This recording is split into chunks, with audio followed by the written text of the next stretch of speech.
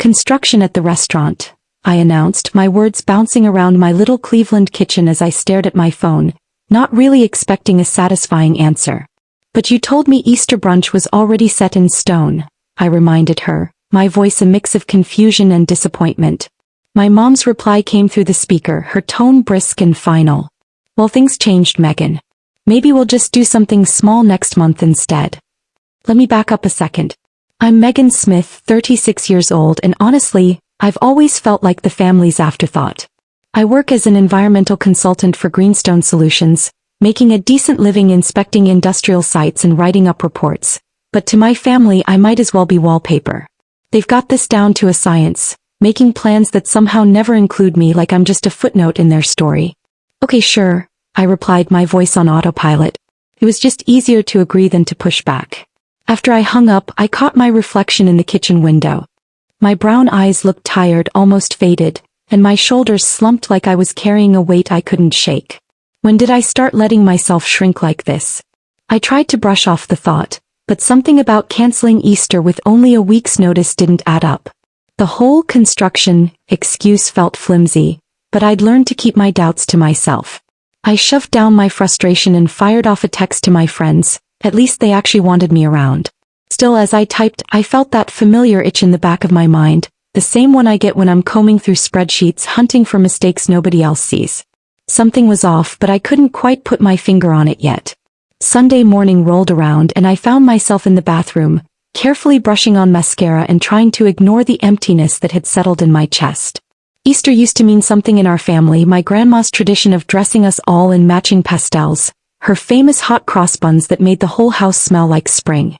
Last year I wore a lavender dress that nobody even commented on. The year before it was green.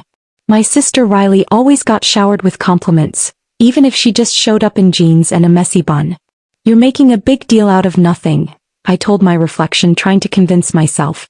My cousin Lauren, who's always been my one real ally at family gatherings, had been strangely silent lately. Normally, she'd text me the real story behind any family drama or suggest we get together anyway, but this time nothing. At family events, she was the one who made sure I wasn't left out of photos, who actually cared enough to ask about my job. I remembered last Thanksgiving when Aunt Janet asked if I was still doing that environmental thing. Lauren had jumped in. She audits major companies. It's important work. My mom just nodded, barely listening, and turned the conversation back to Riley's latest interior design project. My phone buzzed, snapping me out of my thoughts. My friends were confirming brunch at the Maplewood Bistro. At least someone wanted me there. I slipped into a soft blue dress, telling myself this was actually better. No forced small talk, no trying to keep up with Riley's endless list of achievements, just mimosas and real conversation. But as I grabbed my keys, I noticed the family group chat, the one I'd been quietly removed from 3 months ago when they decided to make a smaller planning group. They said it was just for the holiday committee, but let's be real, everyone was in it except me. The Maplewood Bistro was buzzing with Easter energy. My friends, Tessa from yoga and Morgan from the environmental board, greeted me with big genuine hugs. We found a sunny table and our mimosas sparkled in the light like little glasses of gold. So your family canceled on you? Tessa asked, giving her drink a little stir. Yeah, construction, I replied, the lie tasting bitter as it left my mouth. Morgan raised an eyebrow. Construction in April? That's a weird time for renovations, isn't it? I shrugged, trying to play it off. That's what my mom said. Right then my phone buzzed with a message from Lauren. My heart jumped. She never used the group chat when I was left out. I grabbed my phone, almost fumbling it in my rush. Lauren, best private dining room ever. And then a flood of photos. My breath caught in my throat. There it was, the Silver Willow Room's private room, decked out in Easter decorations. My mom at the head of the table, pearls and all. My dad in his Sunday best. Riley looking flawless in cream silk. Aunts, uncles, cousins, even the Millers from next door. Every single person I'd just been told wasn't getting together. All gathered around a huge table with fine china and pastel flowers. My hands trembled as I scrolled through the pictures. There was Grandma's Easter bread, the one she supposedly didn't have time to bake this year. The pastel napkins my mom always insisted on. And right there, my own empty place setting, sandwiched between Uncle Donald and Aunt Carol as if I'd never existed. Tessa noticed I'd gone quiet. Danny, you okay? Yeah, I'm fine, I managed, my voice thick with disbelief. My fingers moved on their own, screenshotting every photo before Lauren could take them down. The evidence piled up, but the real gut punch came with Lauren's next message. Sorry, wrong group. It was too late to pretend otherwise. The truth glared up at me from my phone, a web of lies spun just to keep me out. My family hadn't simply forgotten me. They'd gone out of their way to deceive me, then gathered together to celebrate as if I didn't exist. That kind of betrayal stung far worse than any careless mistake ever could. I set my phone down slowly, trying to keep my composure, but inside something fundamental was shifting. For years I'd brushed off their behavior as simple neglect, but this was something else entirely. This was deliberate, calculated exclusion. My hands didn't shake as I picked up my mimosa, even though every part of me wanted to shout. The private dining room in those photos seemed to taunt me, a space big enough for everyone, yet somehow I was the one person left out. It was as if I'd been wiped from their Easter celebration, erased so completely that my presence didn't even cross their minds. But now I had proof, evidence of their intentional deception. Deep down I knew those screenshots might become important. The weeks after Easter dragged on, each day a fresh reminder of what had happened. My family acted like nothing was out of the ordinary. My mom called once, only to scold me for being distant, never mentioning Easter at all. Riley sent a selfie from her new apartment, showing off her perfectly coordinated throw pillows, but didn't say a word about the family get-together. I kept up with my work at Greenstone Solutions, reviewing environmental compliance reports and writing up audits, but my thoughts kept drifting back to those screenshots. I tucked them away in a folder on my phone labeled Operation Family Ties. I wasn't sure what I'd do with them yet, but they felt like ammunition I might need someday. At work, my boss Mr. Bennett picked up on my distraction during our weekly meeting. Everything all right, Megan? You seem a little preoccupied. I managed a weak smile. Just some family stuff, that's all. He nodded, understanding. Family can be tough. Make sure you're taking care of yourself. His simple kindness nearly undid me. Why was it so hard for my own family to show even that much care? I excused myself to the bathroom, staring at those screenshots again, trying to wrap my head around how they could be so heartless. The worst part wasn't just being left out, it was being erased so completely that my cousin could accidentally send me photos meant for someone else. 2 weeks slipped by. Then on a Saturday morning, my phone rang with a number I didn't recognize from Cleveland. My heart pounded as I answered. Megan, it's Aunt Janet. We're planning Memorial Day lunch at the club. You'll be there, right? Her casual tone felt like a trap. The club? You mean the Oak Ridge Country Club where we always go? 1 o'clock. And don't be late like last time. Last time? I hadn't been invited to Memorial Day in years. I opened my mouth to say so, but she'd already hung up. My hands shook as I stared at the phone. This had to be another setup. The club was where my family held all their big events. Weddings, graduations, retirement parties. They never included me in anything that important. Unless something had changed. I couldn't shake the suspicion that this was connected to Lauren's accidental Easter reveal. Maybe they'd figured out I knew. Maybe they were testing me. Or maybe, in their own strange way, they were trying to make things right. Whatever the reason, I felt like I was walking straight into a trap. The days crawled by. I checked my phone constantly, half expecting a last-minute cancellation. But none came.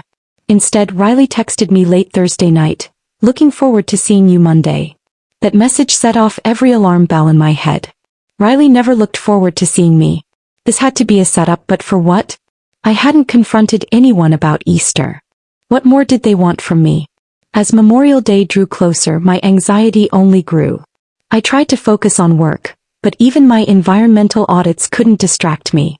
Mr. Bennett suggested I take Friday off to recharge, not realizing my weekend was shaping up to be anything but restful.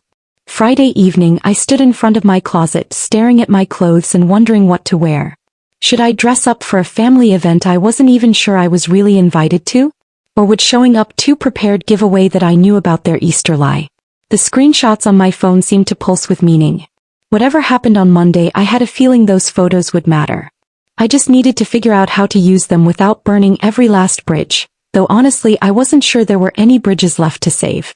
Memorial Day dawned with perfect weather, the kind that made my nerves feel even more out of place.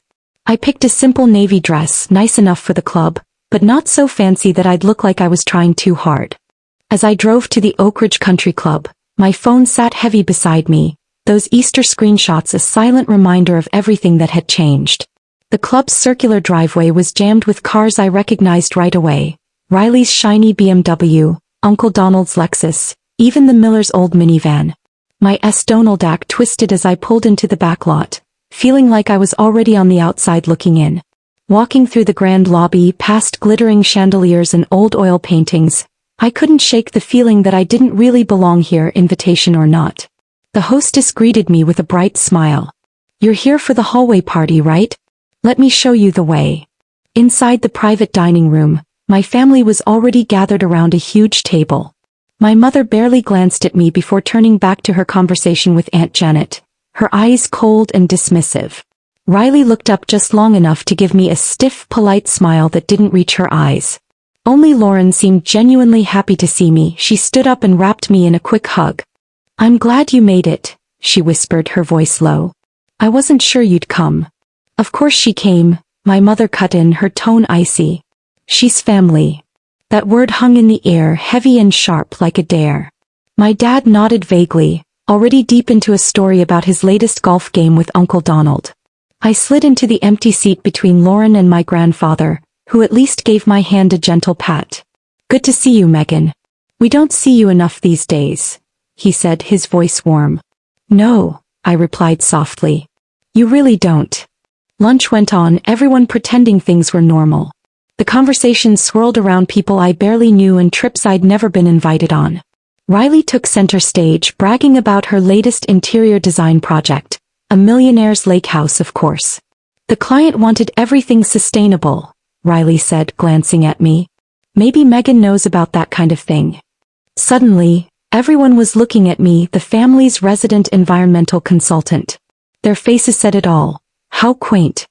I started to answer, but my mother jumped in before I could get a word out. "Oh, let's not bore everyone with work talk.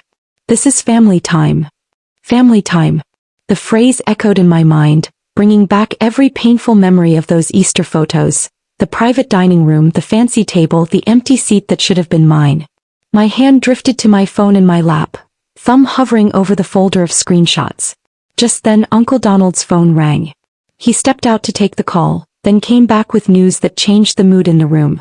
"Well, looks like Cousin Andrew's wedding is back on. His fiancée's parents can't host, so they're asking if we can take over." My mother let out a dramatic sigh. "We're already hosting the end of summer garden party. That's more than enough entertaining for 1 year. Unless," Aunt Janet said, drawing out the word, "we combine the two. Make it a huge event, a family reunion almost." The word reunion hit me like a splash of cold water. "Reunion?" I repeated, trying to keep my voice steady. "Not exactly," my mother said quickly, her tone defensive. "Just combining things, that's all. But with the house so full, space will be tight." I got the message loud and clear. They were already planning to leave me out of the biggest event of the summer. This lunch was just a test to see how much I'd take before quietly stepping aside. They wanted to let me down easy before the real party. My phone felt like a brick in my lap. Those Easter screenshots weren't just proof anymore, they were my insurance. But I knew I had to be smart. If I played this wrong, I'd lose my only leverage. So I did something they didn't expect. I smiled. "That sounds great. I'd love to help organize it." The look of surprise on their faces almost made the whole thing worth it. My family sat there trying to process my offer. My mother's eyes narrowed, suspicion written all over her face. Riley set her water glass down a little too hard. Even Lauren looked at me like she wasn't sure what I was up to. "Help plan," my mother repeated, her voice laced with that familiar edge, already searching for a way to turn me down. "Absolutely," I said, my heart pounding. "I've put together environmental conferences before. Planning an event like this isn't much different. Venues, food, logistics." I paused, letting my next words hang in the air. "And I'd make sure everyone feels included." That last word, included, dropped into the conversation like a stone tossed into a silent pond. Uncle Donald cleared his throat awkwardly. Aunt Janet suddenly became very interested in folding her napkin just so. Meanwhile, those Easter screenshots burned in my pocket, a secret fire I hadn't yet unleashed. "That's thoughtful," my dad managed, his eyes darting to my mother, clearly waiting for her to take the lead. We appreciate your offer, Megan, my mother replied smoothly, her voice all surface politeness. But we've got everything under control. The family gathering committee has been handling Andrew's wedding, and they're quite experienced. The family gathering committee, code for everyone but me. The old sting flared up, but I kept my voice steady and pressed on. Of course. I just meant if you needed an extra hand, Lauren jumped in, her voice a little shaky. Actually, maybe Megan could help with the environmental side of things. Andrew's fiancé is really into sustainability. She mentioned wanting everything to be eco-friendly. My mother's lips pressed into a thin line. She couldn't exactly argue with the bride's wishes without looking unreasonable. I suppose we could discuss it, she said, her tone clipped. Wonderful, I replied, not missing a beat.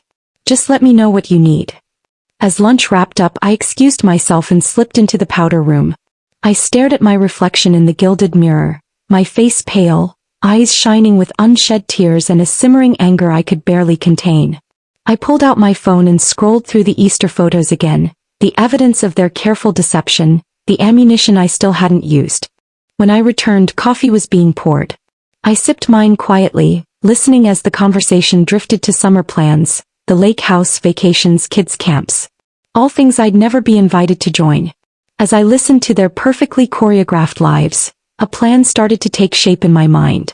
I should probably get going, I said, standing up. Thank you for including me today.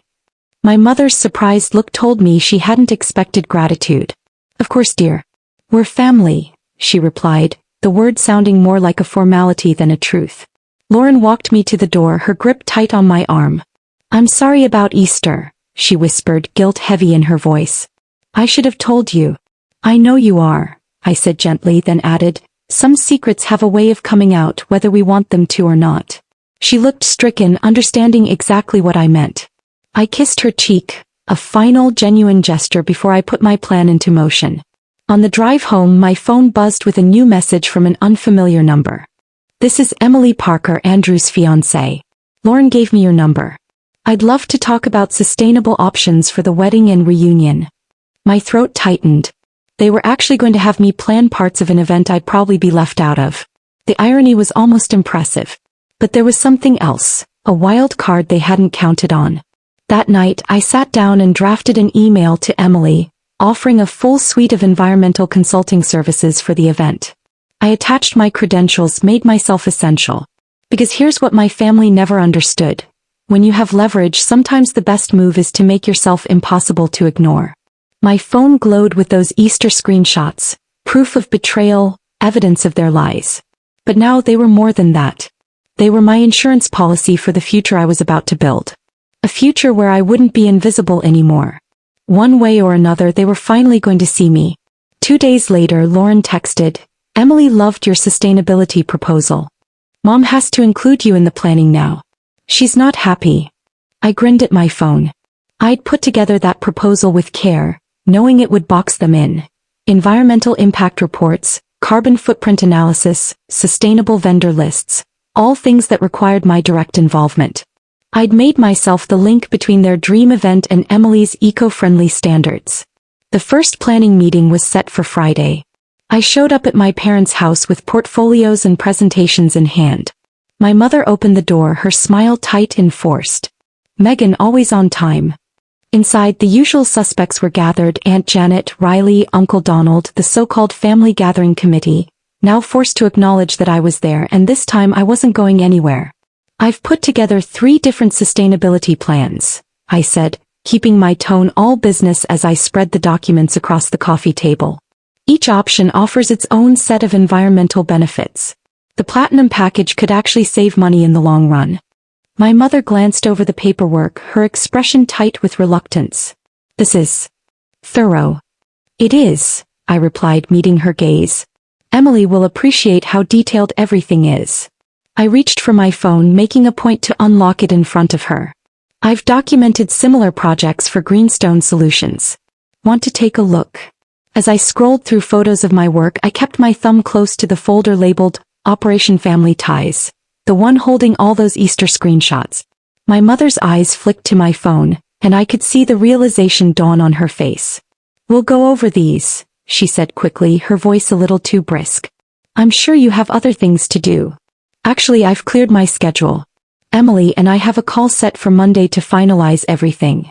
I gathered my papers slowly, making sure they all saw how comfortable I was in this new role. She told me she trusts my judgment completely. The shift in the room was almost physical. For the first time they needed me more than I needed them. I wasn't just the overlooked daughter anymore, I was the expert, the one the bride relied on, the person who could make or break their perfect event. And everyone there knew it. In the weeks that followed, I became involved in every detail of the planning. Emily and I hit it off right away. She wasn't just passionate about sustainability, she was genuinely thoughtful. During one of our video calls about catering, she paused and said something that caught me off guard. "Lauren told me you're incredibly organized. I can't believe your family doesn't ask for your help more often." She hesitated, her smile faltering. "Did I say something wrong?" "Not at all," I assured her, though my mind was racing. "Actually, there's something I think you should see." I scrolled to the Easter photos and turned my laptop so she could see the screen. This was Easter Sunday, the day my mom told me brunch was cancelled because of construction. As I showed her each photo, I watched her confusion turn to outrage. "Oh my God. They actually left you out on purpose and then wanted you to help plan an event you might not even be invited to." Her anger was a relief. "That's just awful." He paused, thinking. "You know, Andrew and I were thinking about submitting our wedding photos to Cleveland Environmental Magazine, with a feature on sustainability. We'd love to highlight your work." A slow, genuine smile spread across my face. "I'd love that." That evening, Emily texted Andrew about what I'd shared. By the next morning, Andrew had called every family member, furious about how I'd been treated. My phone blew up with messages. "Lauren, I'm so sorry. I should have stood up for you. Uncle Donald, we need to talk about this, all of us. Even Riley, Mom's losing it. Andrew's threatening to call off the whole thing." But the message that meant the most came from my mother. "We need to talk about this family situation. Let's meet privately." For the first time, the balance had shifted. They were finally being forced to reckon with what they'd done. Now, standing in my Cleveland kitchen, I watched as my family's carefully built facade unraveled through a flood of texts and voicemails. The Easter screenshots that once made me feel invisible now gave me a sense of power and clarity. I wasn't the forgotten daughter anymore. I was the woman who finally spoke up and made sure she was seen.